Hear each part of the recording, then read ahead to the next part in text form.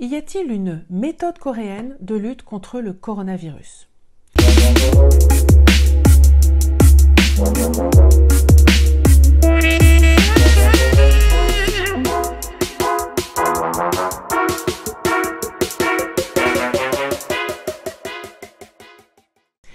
Quand un nouveau virus apparaît et avec lui une nouvelle maladie, quand on n'a ni vaccin, ni traitement, le seul moyen d'empêcher la propagation d'une épidémie, c'est de stopper la circulation du virus.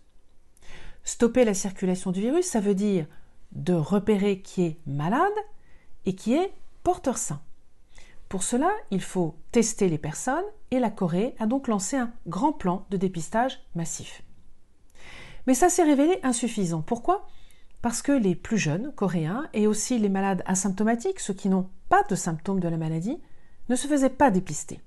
Alors, la Corée, qui voulait à tout prix trouver tous les contacts de chaque personne malade, a utilisé d'autres outils qui lui sont tout à fait spécifiques.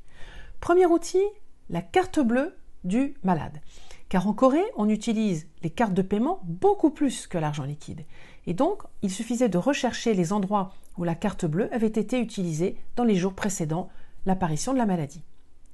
Deuxième outil, le bornage des téléphones portables. Parce qu'en Corée, il y a beaucoup de téléphones portables, plusieurs pour chaque Coréen, et que chaque téléphone portable à tout instant borne pour 2 ou 3 relais téléphoniques.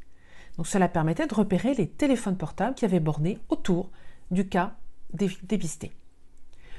Troisième outil, les caméras de vidéosurveillance. Car en Corée, pour 51 millions d'habitants, on a 8 millions de caméras de vidéosurveillance. Ce qui fait que chaque individu en Corée est pris par une caméra de vidéosurveillance à peu près toutes les 9 secondes. C'est considérable. Et puis, en plus de ces outils, la Corée a développé une application mobile qui permet de géolocaliser les cas positifs. Elle est accessible à tous sur le mode du volontariat. Et cela permet, si on voit un cas positif quelque part, de s'en tenir éloigné. À cela, il faut aussi ajouter la très grande discipline des Coréens à qui, lorsqu'on demande de prendre des mesures de distanciation sociale, immédiatement vident les rues, vident les lieux de rassemblement public sans qu'aucune mesure contraignante n'ait été nécessaire. Avec tous ces outils, vous obtenez l'efficacité qu'on observe, environ 10 000 cas aujourd'hui, à peu près 200 victimes, au prix d'une utilisation massive des données personnelles qui porte à réfléchir. Une histoire propre à la Corée, mais s'il y a une chose à en retenir, c'est que le point crucial de cette efficacité, c'est bien l'isolement. L'isolement de la personne malade et l'isolement aussi de toutes les personnes avec qui elle a été en contact dans les jours qui précèdent.